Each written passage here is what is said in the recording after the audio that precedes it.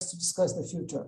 Because we're going to have the material, we're going to have the climate meeting, nothing will happen, and then you have I am reading a lot that perhaps what we are going to have is a kind of three big systems of trade, one concentrated in the United States, the other in Europe, and the other in China, because of the agreements. And because of a different thing, it is the dispute settlement issues on investment. So this is a good thing very good issue to discuss. The investment agreements and how trade and investment will shape the new trading system. That's it, just an idea. Thank you. Just a quick one coming back. I'm looking at the chat. Do we have, I don't see the chat function between the panels. It's there. You don't see that? Brady. We have the chat. Yeah. And we also have Q&A. Dorotea. The Q&A, I see. Maybe I and missed now we are on Facebook. I see the chat, but the chat is between ourselves. Is that what you're saying? No. No. It can be just between us, or it can be all. Yeah, there's a tiny arrow. So if you go on chat, there's a tiny arrow next to where it says to, and then you can select the option host and panelist, everyone, or an individual panelist. Now I see it. So if you just click host and panelist and we put a comment to organize between ourselves, then we are the ones who get it. But if it's everyone, then it goes to all the audience as well. Got it. So what I also suggest is that each of us, we follow the Q&A so that if there's something that we see that we can answer, we can immediately answer.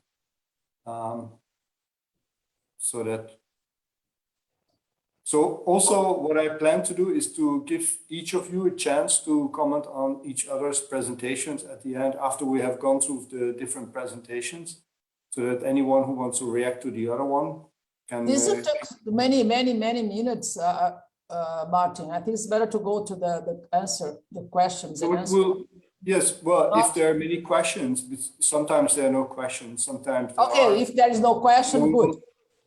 We'll manage the process as it goes. We are not obliged to follow any particular way. It's just we need to be pragmatic, I guess. If there is no questions, we can start asking questions among ourselves, right? Who else is missing? I think Keith is missing. No? Who is missing? Keith. Keith is missing. Keith is missing. I don't know. 2 minutes. We have a lot of people, but we don't have them in the room. I don't know what's going on. Come on, he'll come. He'll come.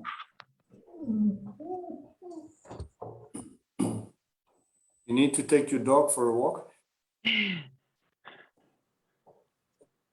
And I see Bradley is there. Okay, now he's putting on his camera. And his Here I am. voice. Yes, Wait. we can hear you now. 1 minute. 1 minute. We have 5 attendees. And we have Vera back with us, the showstopper. Come on, I can't stay in my chair. Don't worry. I'll be around. Doris, have we let the audience in? Yes, the audience is there, but I don't know what's going on. I don't know if it's a time problem or what's going on. We still have few people, and we have 102. Okay. And 2 people registered. Okay. So they're not in the waiting room by any chance? No, we don't have a waiting room. Okay. No. We can see the count increasing. Okay. And where is Kid? Kid is not here yet. I've sent an email. I don't know if something is going on with the time. I have sent an email, so let's see.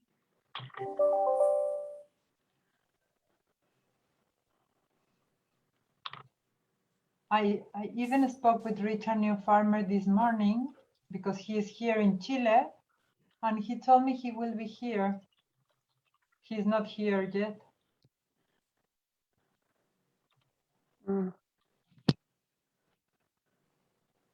Now it's Werner Mustafa, but I don't see.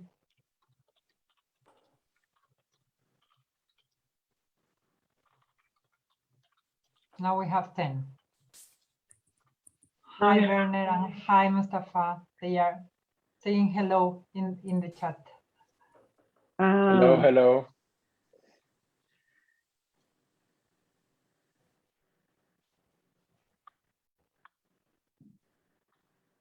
Can you go? Yeah, we also have some people in Facebook. Can we start, Dorotea? Can we start? Yes, yes, yes. You Go ahead, decide. Marteen. Yeah, let me sort myself out. We have 5 people in Facebook. Okay.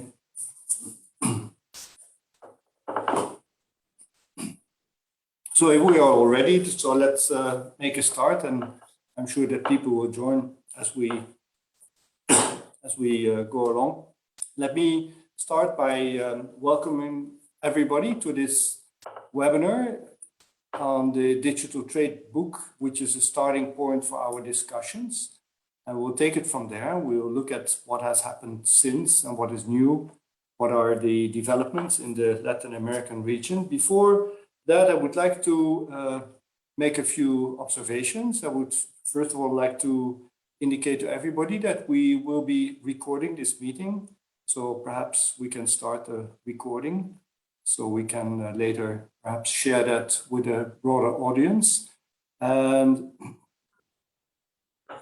thank you very much. Then I would like to, first of all, thank the host of this webinar at ITAM, and in particular Amrita for having done a big job in organizing this together with the Chilean chair, Dorotea López from the University of Chile. You have done a great job in setting this up. I thank you very much. And I'm looking forward to a very interesting discussion. This is, in fact, the 5th webinar that we are organizing in this series.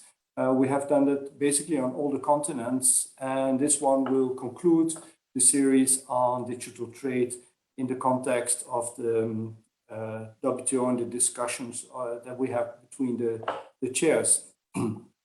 So just a few housekeeping points. As I said, and as you know, the discussion will be recorded.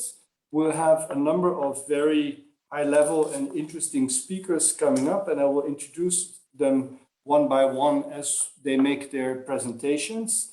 They will speak for about 5 to 7 minutes. Then we'll have Q&A. You can also use the chat function if you have particular questions that you would like to answer immediately. We'll give you a chance, and we'll give the panelists a chance to respond to the messages.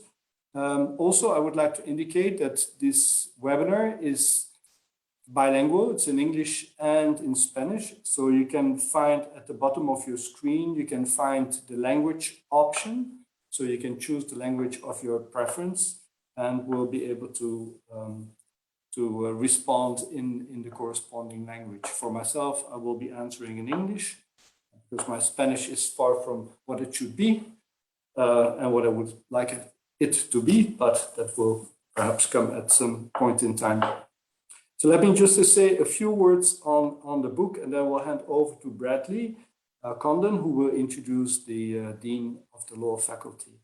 But I'll just say by way of introduction, to set the scene, a few words on the book. This book came out actually at the beginning of this year, which is also, it came out in the middle of the pandemics, but much of the writings of the books have been done to a large extent pre-pandemics and the early stages of pandemics. So what I would like to focus on is what has happened since, what are the developments, what are the new aspects that we need to take into account, and perhaps also update a little bit some of the points that are made in the book. So the book is written basically by the chairs, advisory board members, and WTO staff members. And altogether, there are nearly 50 authors involved in the drafting of this book. The book basically looks at the question, what the rapid adoption of the new technologies, digital technologies, mean for trade and development, and the role that domestic policies and international cooperation can play in creating a more prosperous and inclusive future. Now, the chairs, they always focus on issues that have policy relevance, and that is confirmed by the fact that two ministers from the Netherlands, Minister Kaag, and from France, Mr. Gister, they have signed off on the book in the foreword, and they have indicated that they believe that the book adds significant value to the discussion on digital trade by exactly doing that, combining academic reflections with policy relevance. So I'm sure that a number of the findings that we have developed in the book, that we have noticed, that we have put out there, they will come out in the discussions. And I'll just summarize a few of the key findings that we have there.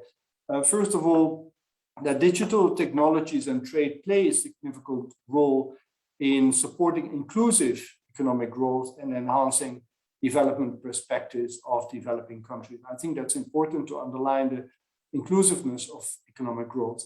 And secondly, and this comes clearly out from many of the chapters that have been written by the authors in Latin America and the Caribbean, that is the role of domestic and international policy actions.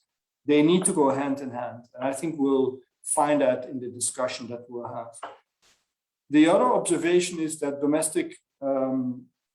domestically governments have a significant role to play in facilitating trade by supporting and strengthening domestic infrastructures, reducing transaction costs, and also linking better digital trade to the global value chains, which are the feature of today's economic activities.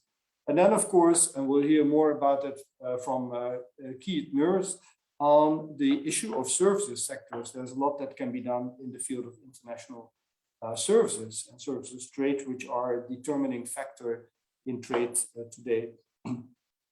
Then another main point that we find in the book, and I'm sure that will come out again in the discussion, is the fact that internationally governments need to ensure that there is harmonization, cooperation, and coordination of policies. I think that's a key aspect, the coordination of policies. We cannot just go it alone. And I think that that's a main element that will definitely come out from the discussions. The next point is that there's a need for a strong international legal and regulatory framework that is critical for the adoption of digital technologies and to improve the contribution that those technologies can make to inclusive growth. So that's the issue of regulations. I think the typical aspect that we'll have in the discussions come out from the discussions in Latin America and the Caribbean is the aspect of regulations. And finally, I would say that realizing the full potential of digital technologies will require governments to address the digital divide. We mentioned the infrastructure skills within their country, but also between men and women, urban and rural areas, rich and poor. And Amrita will definitely say more about the aspect of gender and men and women. So these are a few of the key points, and I'll come back to some of these elements in the discussion, I'm sure.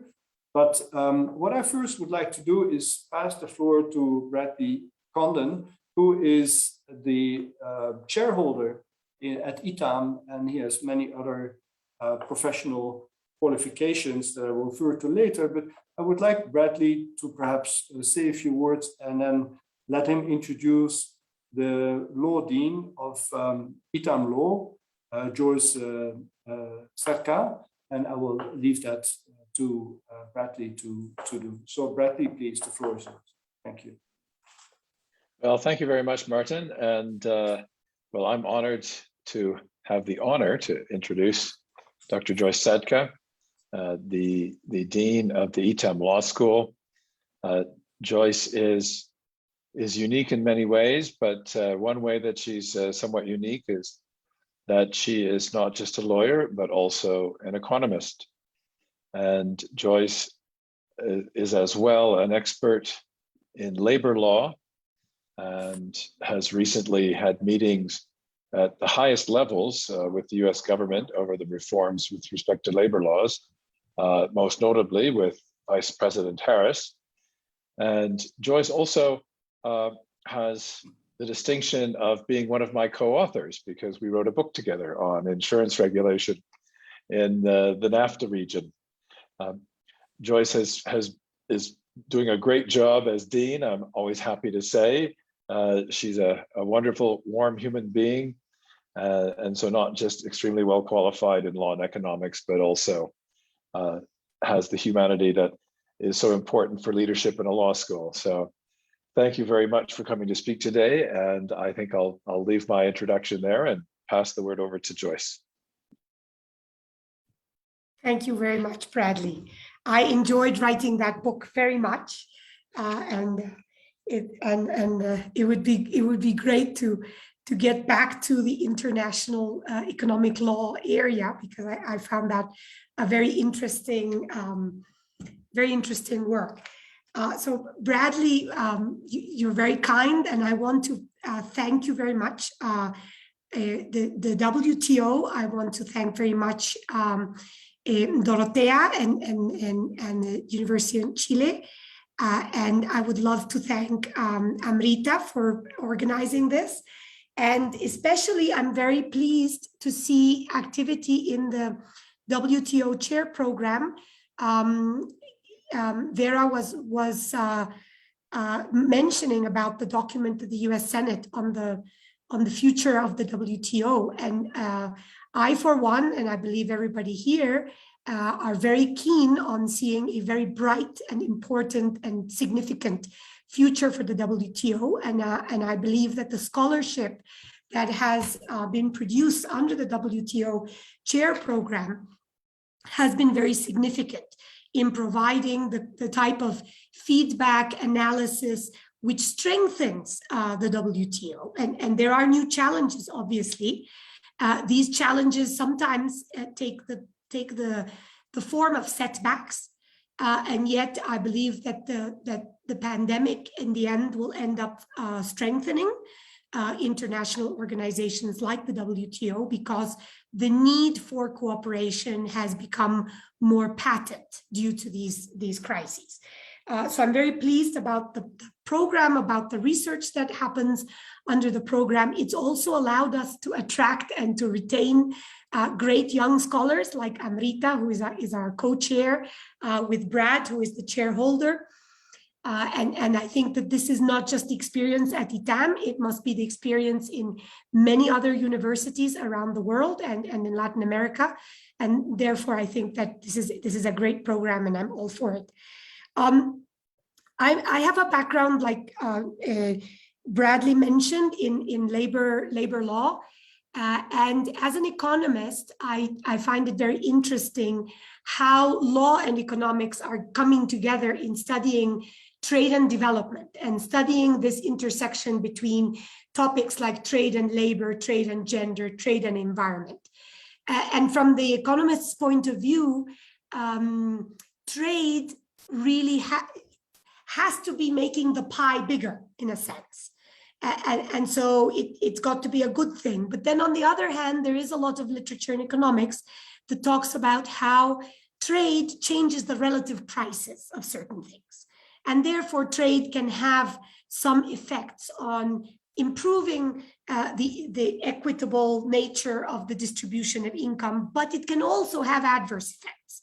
And this is exactly what has pushed many people to study fair trade and trade and gender and other very interesting topics that have to do with the incidence of trade. So I think that as the digitization has grown hugely due to the pandemic, this, I agree, in general, pushes us towards more inclusive growth. But I wonder about the digital divide, and I wonder about those people who are on the wrong side of the digital divide and what can be done to make sure that these digital trading technologies can be sort of reaching these people. And I'm sure that these are just some of the topics that you will be debating in this very interesting webinar, where I'm going to learn a lot. So welcome everybody, and this is a privilege to be here. Thank you very much. And I'll be listening very keenly. Thank you.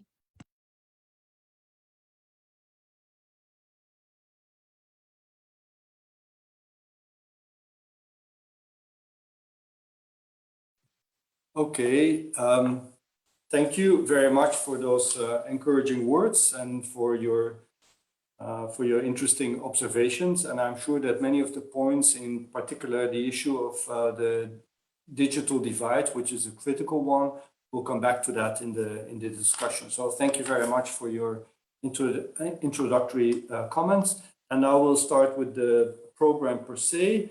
And I would first like to turn to Bradley, who I didn't properly introduce because I wanted to leave that to now. So Bradley, like also the Dean just indicated, he's the chairholder and Amrita is the vice chair. So we have two very solid academics at ITAM who are working together on the chairs program on all these different topics. And Bradley, he is the WTO chair professor of international economic law and the founding director of the Center for International Economic Law at ITAM in Mexico. He has taught courses in many different countries. The list is very long of what he has done. In the interest of time, I'll keep it short, but believe me, he is a very prominent figure in international trade.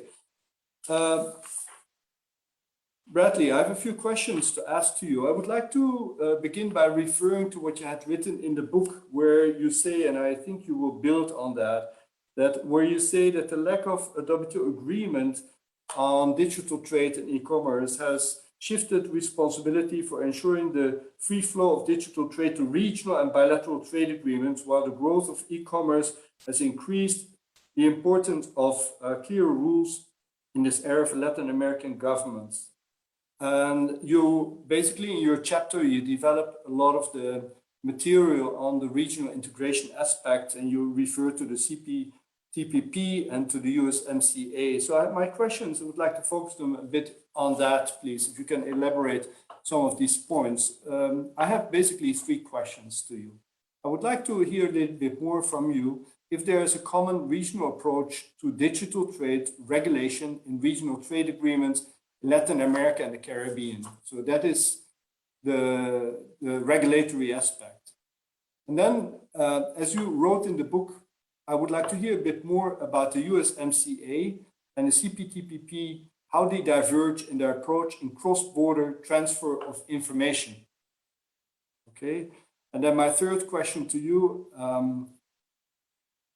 perhaps you can say a little bit more, and this is typically your area of work, what is the relevance of WTO law to digital trade regulation in Latin America and the Caribbean? So these are my three questions. I hope you will be able to give us some clarifications on those. Thank you, Bradley. The floor is yours. Well, thank you very much, Martin. And before I begin, let me thank Doris and Amrita for all their hard work organizing this event, and also let me welcome my fellow WTO chairs from the region. It's always nice to get together and have our little international get-togethers, which are so much easier now that we're all online. There's a lot less jet lag involved. And also, before I begin, I want to mention that the chapter that we have here is a chapter that I co-authored with Doris López and Felipe Muñoz at the University of Chile. And I want to thank them for inviting me to join them in producing this chapter. And I also am delighted that they're both here, so that if there are any questions that they'd like to answer, they should feel free to do so. So with that, I'll answer your questions, Martin. The first question is there a common regional approach in the region with respect to digital trade regulation in regional trade agreements? And the answer is no. And I can give two examples. we have the CPTPP, which includes Chile, Mexico, and Peru in the region. Obviously, countries on the other side of the Pacific as well, and Canada. But the United States decided to withdraw from that agreement, so it's not part of that agreement now. And then we also have the USMCA, which has Mexico, the United States, and Canada.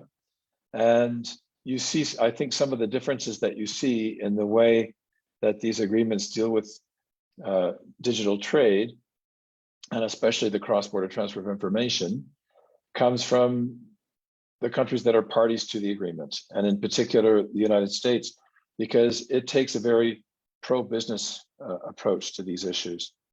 It makes me recall a conference that my co-chair, Amrita, organized a few years ago, at which Ambassador Chad Blackman from Barbados spoke, and he talked about how you have three major trends in the world with respect to the regulation of these issues. You have the US approach, which is pro-business. You have the Chinese approach, which focuses on information being controlled by the government. And you have the European approach, which is a lot more focused on privacy rights of individuals. So it's no surprise with these different trends in the world that it's going to be reflected in regional agreements, including in our region. In terms of the second question, how do these two examples of divergence here, the USMCA and the CPTPP, they're quite distinct in their approach to this issue, both with respect to obligations and with respect to exceptions. And so if you look at the USMCA, it's generally more favorable to business than the CPTPP. So the CPTPP requires parties to allow cross-border transfer of information, whereas the USMCA obliges parties to ban restrictions. So banning restrictions in that way is a much more forceful way to deal with restrictions on cross-border trade and cross-border transfer of information. And in terms of the exceptions to those obligations, the USMCA says that any public interest restrictions must be necessary. The CPTPP only says that they must be required to achieve the public policy objective.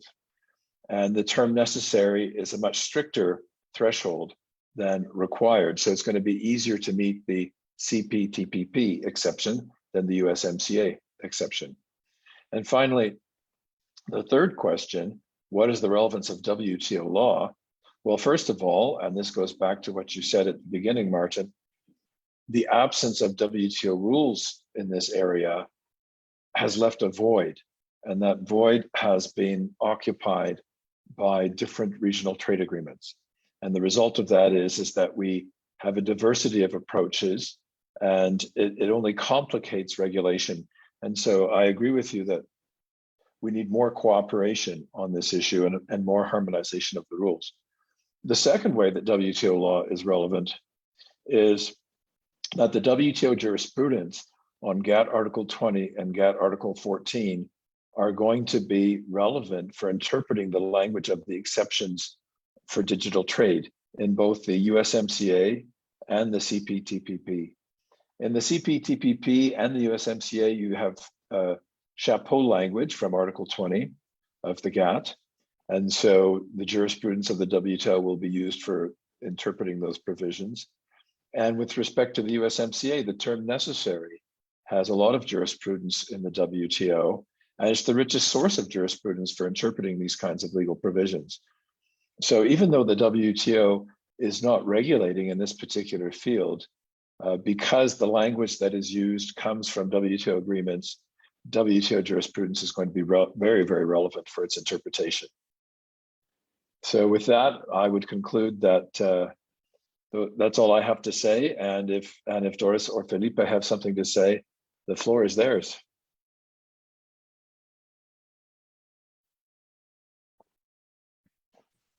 Thank you very much, Bradley, for those very clear and very specific answers to those challenging questions. And I'm sure we'll come back to you in a while, and perhaps also people, if they use the chat or the Q&A function, then they can post their questions and we can think about them and perhaps come back to you.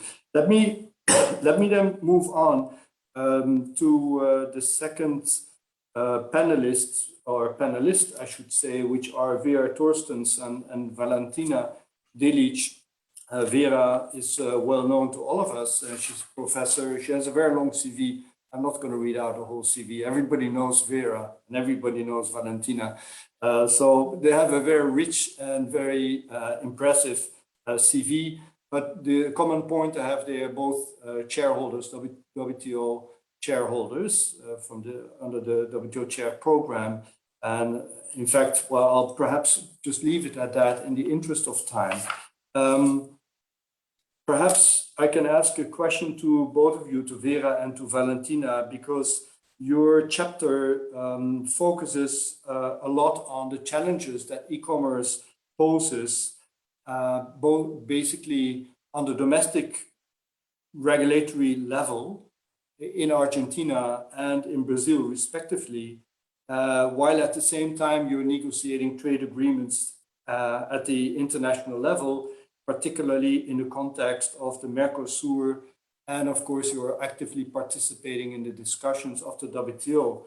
So my question to you basically are pretty short questions, but I'm sure you'll have a lot to say on that because it's pretty important.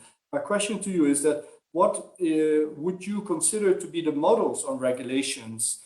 There are different approaches that are being followed in the EU and in the US in terms of legal system, and which model would be relevant and useful to Brazil? And to Valentina, of course, my question would be similar to Argentina. And related to that question, of course, is the question, what do you believe is the role that multilateralism can play in that regard? So what kind of rules would you imagine? So this is perhaps too much of a question to ask because it is could fill a seminar in its own right.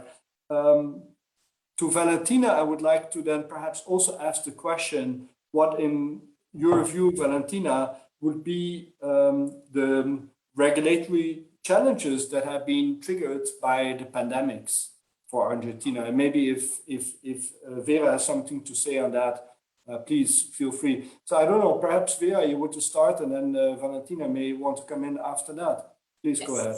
Yes. Well, first, thank you very much for the organizers of the seminar. To Marteen, it's a pleasure to be here again and to see old faces. Look, now the digital economy is really going it's amazing speed here in Brazil. Not only the physical things, but also the regulation. And it is true that we have kind of slices that are going on, moving on, and climbing the regulation on the internet, and certainly to answer your question, we are the most important thing is to see the models that you are following. And I think my impression, and Valentina is going to say as if it's not true, that you are following a little bit different models. That is, Mercosur is moving in the size of goods, the side of goods, but in the side of regulation, you are still having different approach to this area. Look, on the slices that I talk about on regulation, the first was the Code of Consumer Protection in Brazil. It was an old code, but was improved to the size of protection in the internet and the digital commerce. All the questions of signing and all these, the protection signing and the confidentialities dealt in this law. The second slice, the second place of where the internet was regulated in Brazil was what we call the big framework for the internet. And this is the side of providers, not consumers, but providers. And how to maintain the speed of the internet for everybody, the content, and all the propaganda. There's a huge discussion now, a lot of legal issues on the protection of in the area of internet. The third is more important, is the protection of data. And this is the thing that in Brazil is really following the model of the European Union. And I love what Brady said, that is, you have three kind of approach, different approach, and then we are going to see. And even for us researchers, you cannot imagine the burden of to comply with the regulation following the model of the European Union for protection of data. As a researcher, it's amazing the amount of papers you have to sign that you are going to comply with this law. It's amazing what's going on here in Brazil. One thing that is booming is about the elections, how the internet and the relation of internet and elections. As you can imagine, we are going to have a huge election next year. And for this year already, you have the court, the Supreme Court, already say, okay, you are not going to go back to the last election, but pay attention, in the next election, we can jail people that are doing, spreading fake news and so on. Really interesting what's going on this issue. The discussion of honor, discussion of untrue information, spreading the fake news in the internet. So it's a new brand of regulation going on.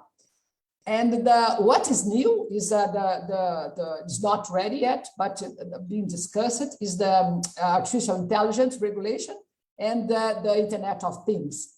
And for this, there's a huge discussion. You cannot imagine the amount of seminars and so on talk about the responsibility of the algorithm in health or in other areas, how we are going to, who is behind the machine that's going to give not only health diagnosis, but also on other information and on anything of any danger and risk posed by the internet. And to present the last point that is about to happen, what's going to happen in the beginning of November right now, that is the biggest bid ever in Brazil, that is about the 5G, the internet of the provider for Brazilians. As you can imagine, all the discussion of the fight of US and China is in what kind of, how they organize it. We have already 15 big groups behind interested in this huge bid. And what we're going to do is to try to put all the Brazilian territory under this. We have 5 big, what they call waves of frequency and so on. And what the point for me more interesting is that the obligation to provide internet for all public schools in Brazil. Can you imagine? They have to provide internet in the middle of the jungle, in the middle of Amazons for the Indians and so on. This would be a huge, a kind of revolution in Brazil, right? Because of this. And the amount is huge. It's $1 billion, and this is the thing that we're going to see. So to conclude, the internet area in Brazil is booming, and everybody's using it. To say a nice thing, the biggest platform came from Argentina, is Mercado Livre. So you have Brazilians and Argentinians work together in this area. So things are really happening. And we have huge platforms and everybody is using it. And now for the payment, I think it's important. There is also a revolution in the finance area for all the banks. So we have now, you can pay using your cellular, it's what they call a PIX, P-I-X. That is, you can, even if you don't have an account in the bank, you can use a PIX to pay. So all this area of payment, all the fintechs and all this area open banking, the area of finance is really under huge revolution. So let's see. I think we are ready to start a new book, Marteen, and complete certainly a very nice chapter on what's going on in this area. Okay, Valentina, up to you. Thank you so much. Thank you so much first to Bradley and Dorotea and Amrita and Marteen, the WTO chairs. It's really nice to be here and sharing this the findings of this book. So let me just go to the end part of the Marteen's question related to the pandemic and how it affected and eventually changed some of the results we found in our chapter in the book. I think that as in many other countries in the whole world, using the digital framework to keep alive business and consumptions, it was emerged as a natural response to social distance and quarantine. It says like this, quarantines, not sure the word in English. And we have the longer one in Argentina. So actually the digitalization was really a need to survive for everyone. So those who could went digital, those who could. So the pandemic actually crashed the Argentine economy. We went down by 9% our GDP. And even if in 2021, we are recovering a little bit, we are not getting even to 6% this year. So as expected, the pandemic showed the limits of digitalization in our countries. And those limits were already highlighted in our work in the book. The limits were the available infrastructure, the connection limits we did have, internet access, and the quality of that access, the lack of digital education, the problems of the cost of delivery, and the issue of digital payment, as Vera has just said. And so when the pandemic shocked all of us, all those limits showed emerged. And as Professor Joyce was saying, the digital divide actually was more patent than ever. Even if we take education, for instance, the difference between those connected and unconnected was a tragedy here. So just to note, the consumption patterns of course changed, and tourism, for instance, dropped, and education and culture increased. But I would like to note here that it's a different phenomenon, the domestic e-commerce than cross-border e-commerce. So one thing that happened a lot was that domestic e-commerce boomed, but cross-border e-commerce actually dropped. So actually, domestic commerce increased, cross-border e-commerce decreased. Okay, that what happened. So e-commerce penetration jumped, digital trade transactions skyrocketed, very nice, but actually cross-border transaction decreased. So what were the actions that we are interested today in relation to that, to the ones we tackled down in the book? First, there was a policy from the government to improve digital and physical connectivity. That's a good policy. In Argentina, that policy was to declare internet as an essential service. And to declare an essential service meant to freeze prices since December 2020.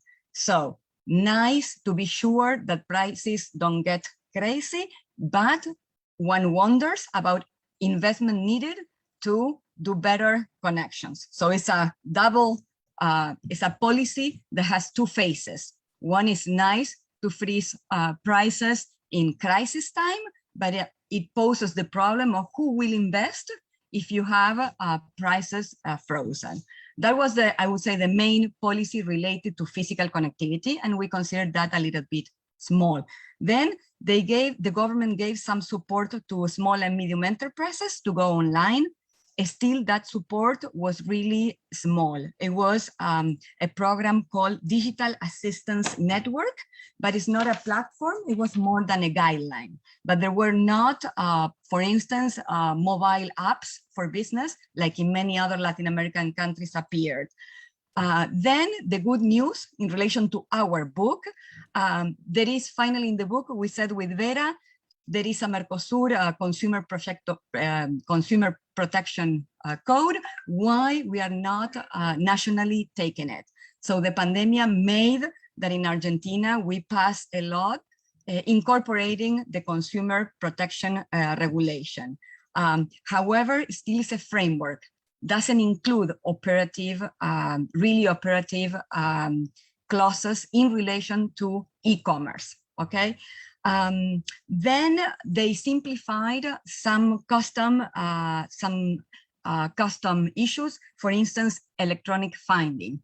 welcome. With Vera in the book, we put it like this: we need electronic filing. What are you waiting for? So the pandemia did it, Vera. And then e-signature. And the other good news is that this year they signed finally the agreement on e-commerce, which is a good news because it was another thing that in our book with Vera, in the chapter, we said there is an electronic agreement, we need to pass it. So it was passed. So now we have a framework, but still not with operative clauses. So as Vera said, we did another book, another chapter, and another research project to keep deepening our common rules, because we are still far from having common rules or common regulatory regulations in Mercosur. Thank you so much. Well, thank you so much to both of you, to Vera and to Vale. There are 2 points I would like to make. First of all, on Monday, we had the similar webinar with Africa, and they came with a similar observation, which is very interesting, that some of the countries' examples, particularly Kenya, pointed out that the domestic e-commerce had increased dramatically, but the cross-border transactions had not increased, at least not. And that partly was explained by putting into place strong domestic regulations and incentives to promote digital trade, including at the infrastructural level and the policies, and some of them you mentioned just earlier. So I find this a very interesting observation already, that you see the same happening. But that brings me to the other question. When I go back to the book, you had as your commentator to your chapter, Professor Mark Wu, and his observation was exactly what you're pointing at, and my question goes in that direction, that Argentina and Brazil actually in many ways went their own way, irrespective of the approaches developed at the level of Mercosur. Now you answered in part the question I was going to ask you, because now you're explaining to us, Vale, that for certain regulations, Argentina has adopted the regulations that were developed at the Mercosur level, if I put it correctly, or maybe it was the other way around.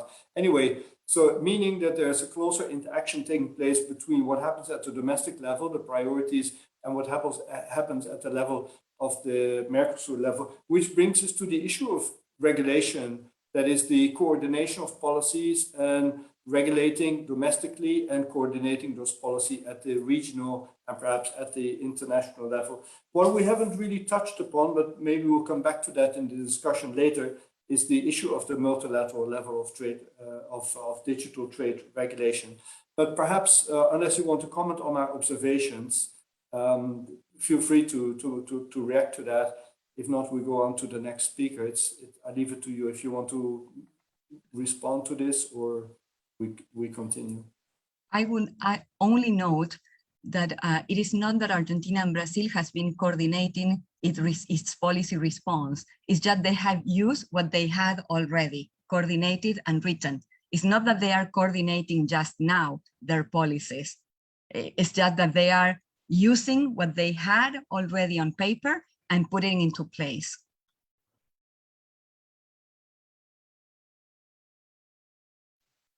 Okay, thank you very much for those clarifications. Very interesting discussion is evolving. So let me move to our next panelist, which is Keith Nurse. And I'm very glad to have him with us because he, I was going to say, and perhaps this is the way to say it, he's representing the Caribbean in many ways.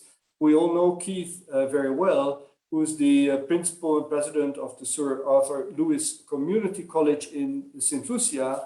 He has worked also as an advisor and a researcher at some point on structural policies and innovation at the OECD Development Center. He is very well known to all of us. He has a very strong, solid academic and international reputation. Again, if I read out his CV, then the time will be up. So I will not do that. Keith, he has contributed in the book with a very interesting chapter addressing the the issue of the creative economy.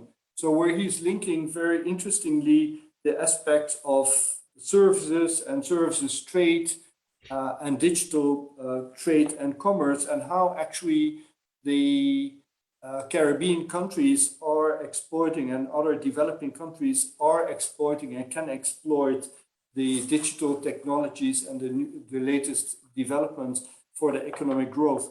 So I would like to ask a few questions to Keith, please. Keith, what role would you see for the digital creative economy in a contemporary scenario, that is in the context of the pandemics that we have been experiencing?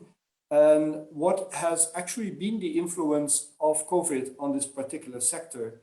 And perhaps you can take it a little bit further even to tell us a little bit more what you think are the prospects for developing countries and for the Latin American and the Caribbean region in this regard. Are there some new opportunities that are opening up, that are being created, which allows many of the countries to develop their economic growth patterns?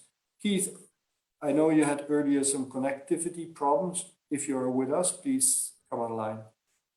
Great, thank you very much, Martin. I trust you can hear me well. I had to move from a university back to my hotel. So much for digital trade. Yeah, connectivity issues. No, it's a real pleasure to contribute to well, this morning, this afternoon, this evening's presentation and discussion. The issue of digital trade is very dear to my heart. I've been working on these issues of digitalization for quite a long time now, with a focus on the digital creative economy. I think my first paper on this area was published back in 2000, where I talked about the rise of the digital music industry. And in many respects, the music industry was the first major industry to be impacted by digitalization. And so I can talk quite a bit about that process. So what I want to do is, first of all, explain quite quickly what we mean by the digital creative economy from a trade perspective. Not so much a focus on what are the activities, because we all know, we all consume film, music, books, theater, etc. And increasingly, they've all been digitized. But how do they then flow into trade? And how are they counted and captured in terms of the data becomes the critical issue, because this sector is notorious for its capacity to evade the traditional data capture mechanisms that we have. So the first is in relation to, let's say, trade in goods. Digitalization has facilitated that through e-commerce. So the movement of physical books or physical, I don't know, remember the good old days of DVDs and so on. But there is still a significant trade in physical items. In fact, if you remember vinyl records, they've seen a huge boom in the last few years. So that's a significant element of the trade. Think of Amazon. Amazon started with books. It still is involved in books or many other things, but e-commerce drives that platform. The other area is in trade and services. And there's a multiplicity of ways in which the digital creative economy impacts on trade. So for example, cross-border movement, mode one, has been the key driver of the global economy in recent years. So think about companies like Apple Music or Spotify or Netflix. A lot of the activities that they are engaged in will be captured under that particular modality.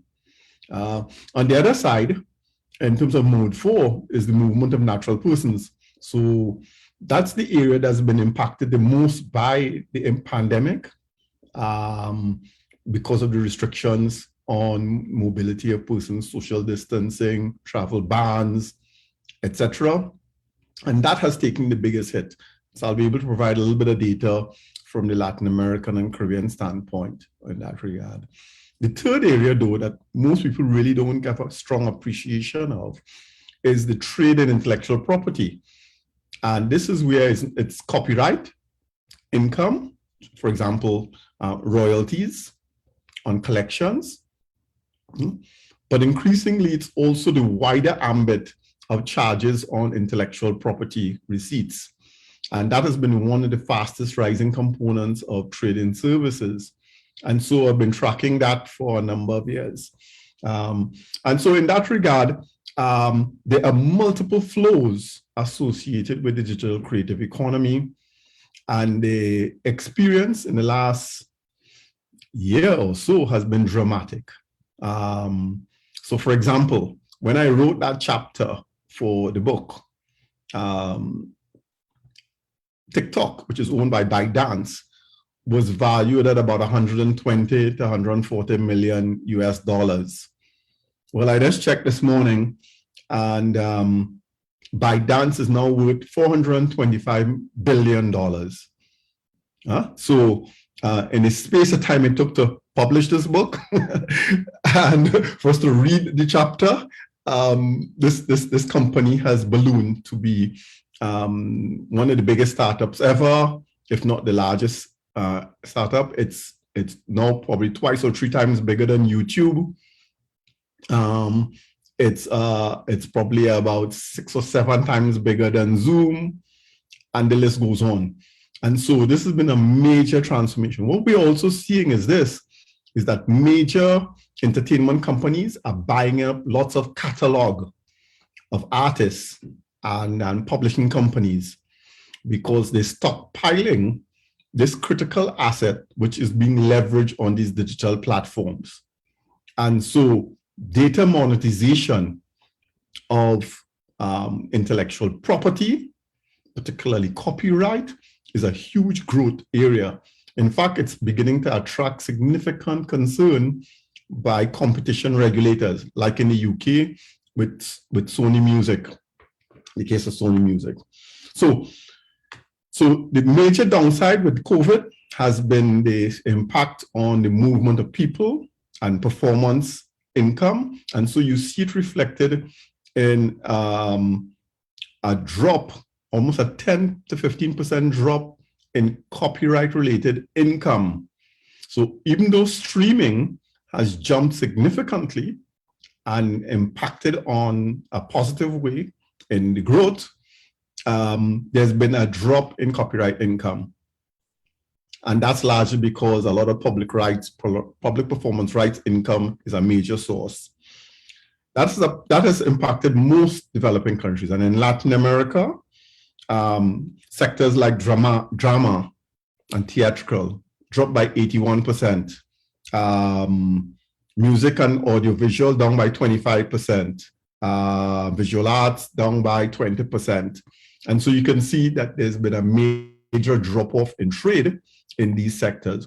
On the upside, from a Latin American standpoint, is that the growth in music income from streaming has become the fastest growing component of music income in Latin America and the Caribbean. It accounts for 84% of the income now from a trade standpoint. And it's Latin America and the Caribbean is the fastest rising region in the world in terms of income from digital music related income. So there's an upside and there's a downside. And clearly there's also a digital divide between those who are able to digitize their content and those who aren't. And so that becomes a major issue. What's the prospects going forward? In the Caribbean, in particular, most of our income was generated either in mode 4, movement of natural persons, or in mode 2, consumption abroad, for example, in terms of festivals and festivals tourism. And so those two areas have been heavily impacted to the extent that, for example, in tourism, or tourism and travel income has been down by almost 80% as a result of the pandemic, and so it's impacted on the creative sector. So unless the Caribbean transform increasingly towards digitalization, utilizing more e-commerce mechanisms, the fortunes are not good, or the prospects are not great. So that's a critical issue, and therefore what in literature is referred to as the value gap between the income that's being generated by the major platforms and the income that is being generated by creators is widening at a rapid rate in regions like the Caribbean and Latin America generally. So I'll leave my comments there for now. I think the major opportunities are that the sector has significant growth potential, and what we need is to facilitate better access to finance. And so just 2 weeks ago, I finished running a workshop with bankers and investors on how to generate access to credit and new financing mechanisms for the creative sector through the work of the Caribbean Development Bank. So I think that's where we need to be building the capacity to move forward. So thanks very much, Martin. I hope I haven't run over my time. Well, Keith, thank you very much. As always, very insightful. I have a question to you, but before doing that, let me draw the attention to the other panelists. There's a question, a Q&A that we should address at some point. Is the WTO rulebook or its members responding to the evolving digital trade needs? If not, why aren't they responding? So let's come to that question, perhaps in the Q&A, in the discussion after we finish the round of the panelists, but keep it in mind, so I'll come back to you.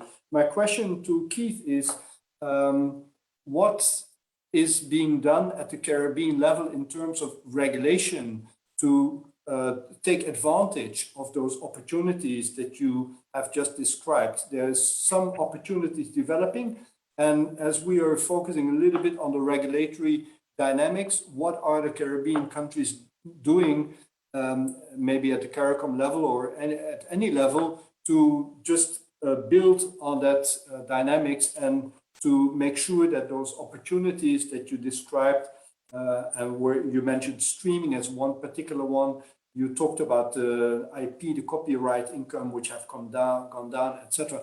So is there any kind of policy dynamics that you can tell us about which supports the process to enhance economic growth?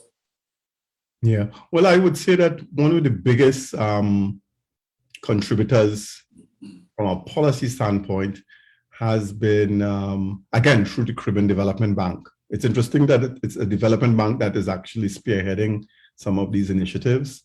So, for example, in the last few years, they've created a Creative Industries Innovation Fund.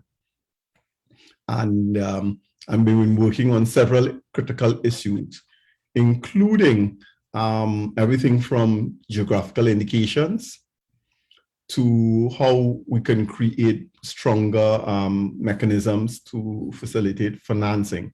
So a lot of the critical growth areas for this sector has to be generated mostly on the, what you could say, on the supply side dimension, and raising the capacity.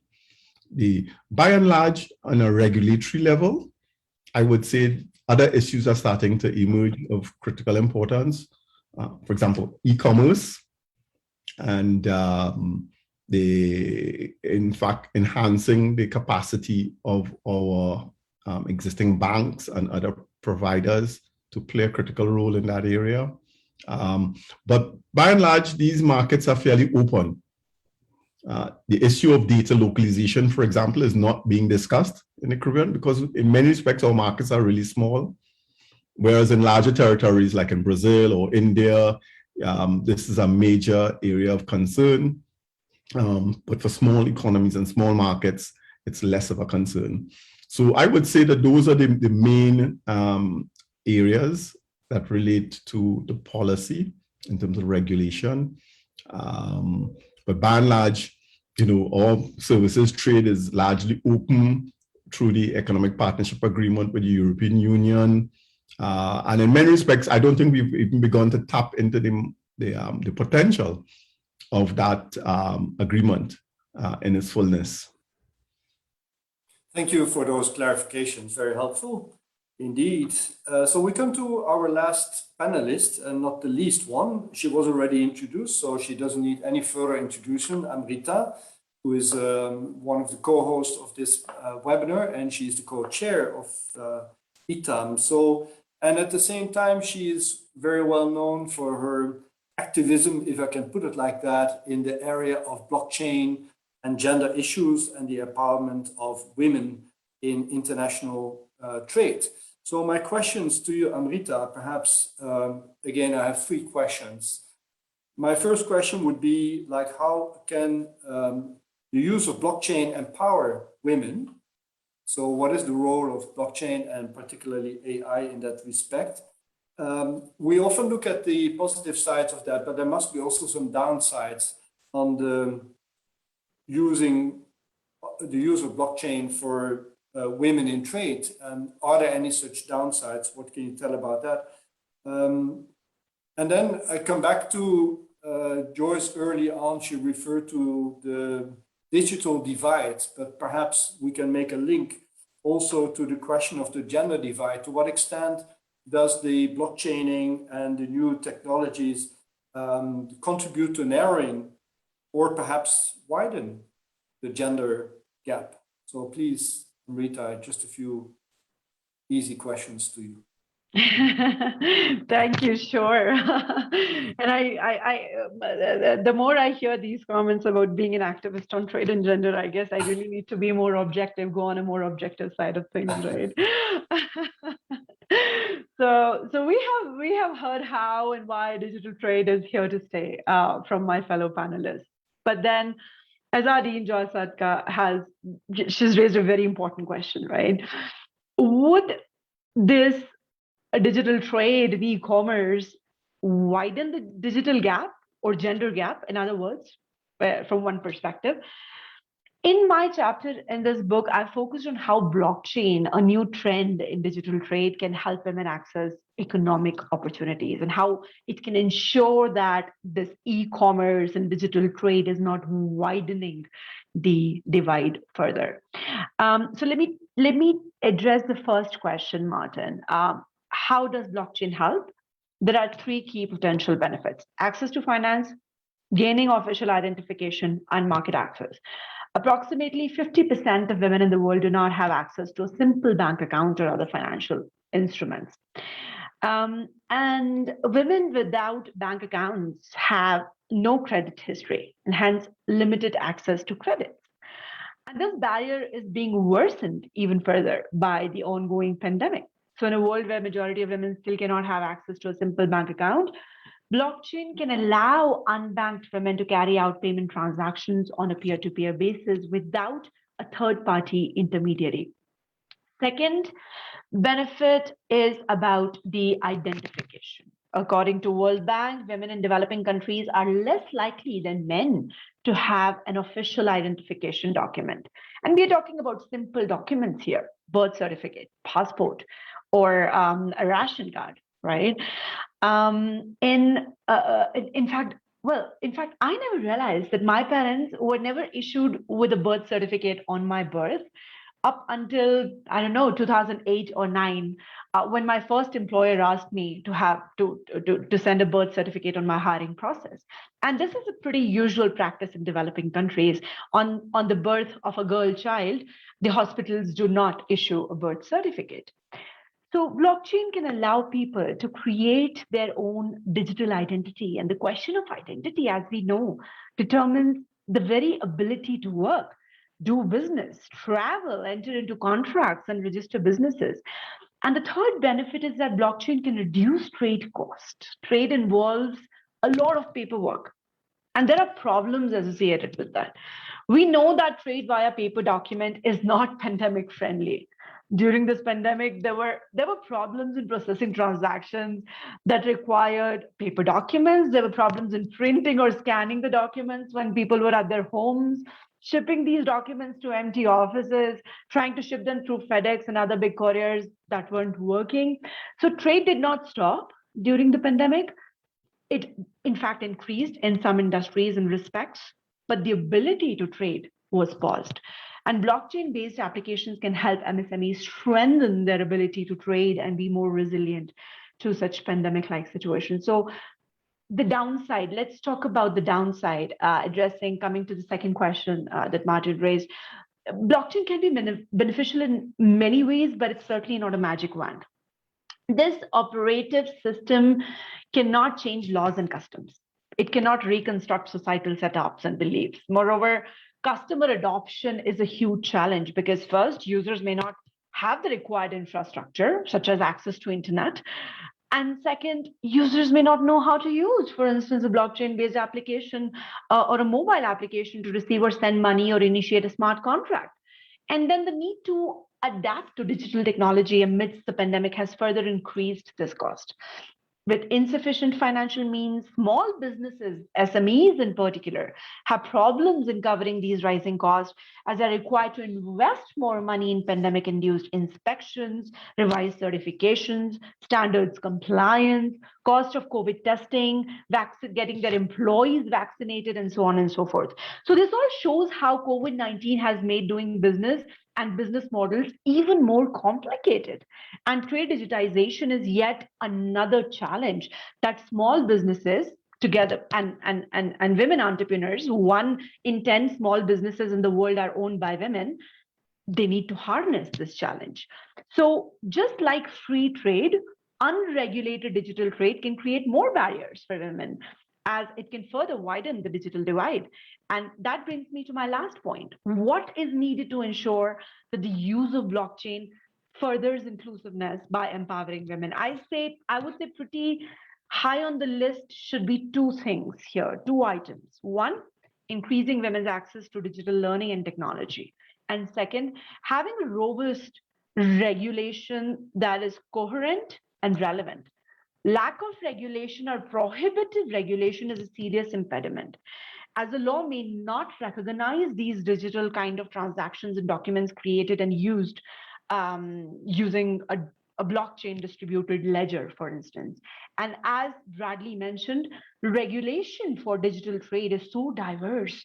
And likewise, blockchain is regulated differently in different parts of the world. So what is required here is a multilateral regulatory framework for regulatory coherence. And this is where multilateral organizations like WTO can play a fundamental role. Having said that, I'm not sure if the time is right or if the time is ripe for a multilaterally negotiated regulation as of yet. But we have started to see some developments. Weeks ago, we saw this joint statement initiative by several WTO members in respect of e-commerce and services. So I would say that one way to go about it is the joint statement initiative. If we think that a plurilateral trade agreement or a multilateral trade agreement is not possible in the current circumstances and the challenges WTO is gripped with. And the other way of proceeding, or the potential role that WTO can play, is to come up and develop a set of guidelines for the use of blockchain and international trade that can provide guidance to the national regulatory authorities and policymakers on how to go about this scenario.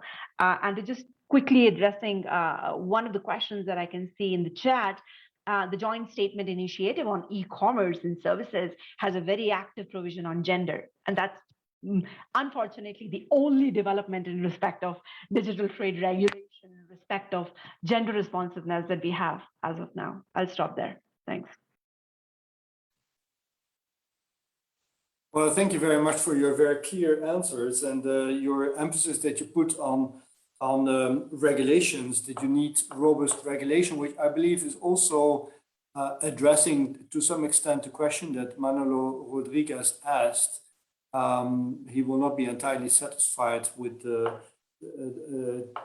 just this, but we can have a full discussion on that. I mean, you gave some elements on this, and perhaps it would be interesting to have a full-fledged discussion on that at some point, because depending on, and this is also in response to Manolo, his question. That is, depending on who you speak to, the answer is that actually a lot of digital trade and e-commerce is already regulated through the various agreements in the WTO, through the service agreement, the IP agreement, through the various trade agreements. But this is a separate discussion that we cannot just touch the surface, just easily put it aside like that. But I think all of this comes nicely together, and perhaps to some extent you also try to address the issue of the gap, that digital divide. And what you're explaining is actually there's no magic wand to integrate and to give more opportunities to women in the international trade. That AI helps, it contributes, but also, like you explained rightly, there are quite a lot of issues at the technical level and otherwise that may, counterbalance the positive impact that the blockchain technology may develop.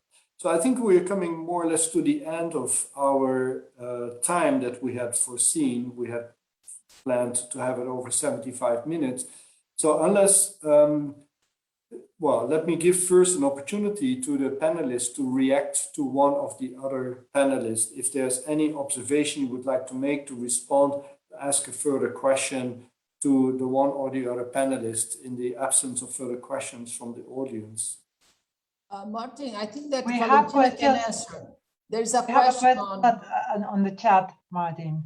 the chat. On the I don't know chat. if you Yes. can say it. I missed that one. Then please respond. We have three. We have one for Valentina, and we also have the one from Alexander, but I think Amrita already answered. Oh, I missed that. I'm sorry. Please proceed.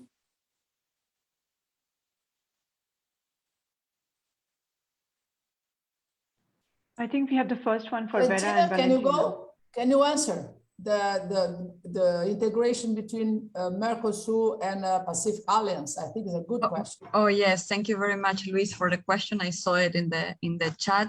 I think that we have been praising for convergence between the Alianza del Pacífico and Mercosur for many years. It's a kind of mantra in Latin America, and I would say we'll separate two different dimensions of the convergence. One is the trade aspect of it, and as you might know, our intra-regional trade has been decreasing systematically since the 2000s, since year 2000. So by now, we started like with 19% of intra-regional trade, and I haven't checked in the last few months, but at the beginning of the year, we were in 13%. This is our intra-regional trade. So that makes us wonder if really, from the trade point of view, the convergence will make a difference. Still, I think it will do for other reasons that we might consider in another kind of trade chat. The regulatory aspects. Okay, just to be very short, as we were remarking, there are several models going on in the globe, and there is no WTO shared, agreed, common standards. So in Latin America, we have these different models. So Mercosur is following the European model based on, for instance, privacy, data privacy, while countries that do have a free trade agreement with the US follow the other path. And the US has agreements with Chile, with Peru, with Colombia. So it will be hard. I think that we should look for a different way to get the conversions that is not through agreements or using agreements, but using issue areas like health, for instance. Now taking advantage of the pandemic and go to the conversions, trying to make of Latin America a regional platform for innovation and cooperation in health, and align everything which relates to health.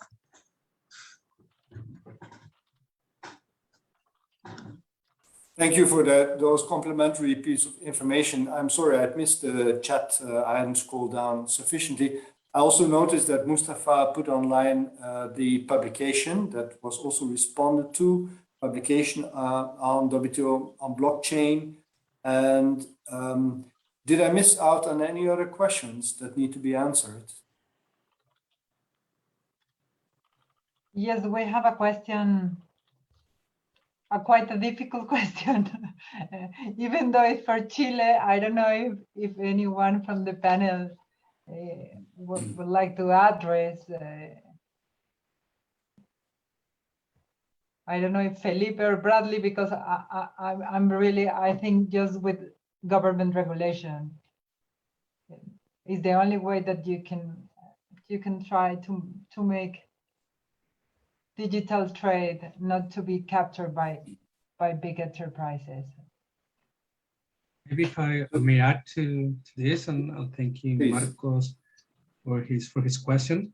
It's also important to look into different instruments like competition policy and other issues that are important. For the case of Chile, our competition law, competition policy law, and its enforcement, it's kind of soft. So there's also things to be addressed on this issue, and I know that the DEPA agreement has included competition policy as an element to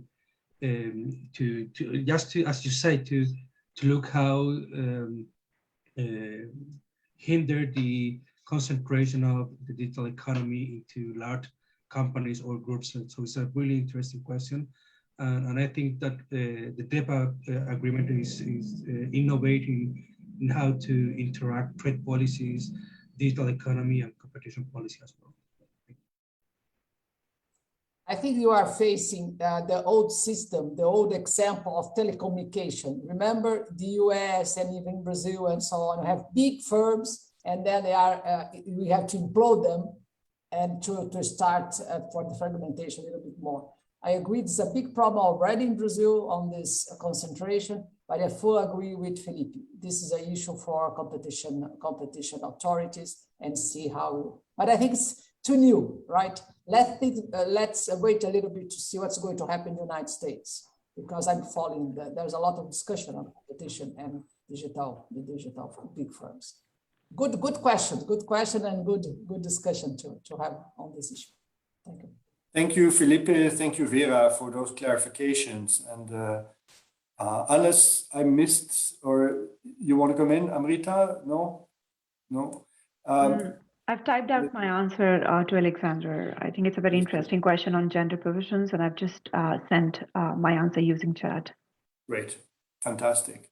So in that case, because we are getting a little bit over time, I would like to thank all the panelists for their very interesting and insightful observations, comments, analysis.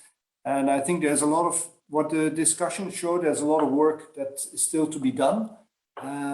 So I think, it's always good to know when you have a good discussion that it kind of generates its own agenda. So let me thank you again, all of you, for having organized this event. It's a fantastic event.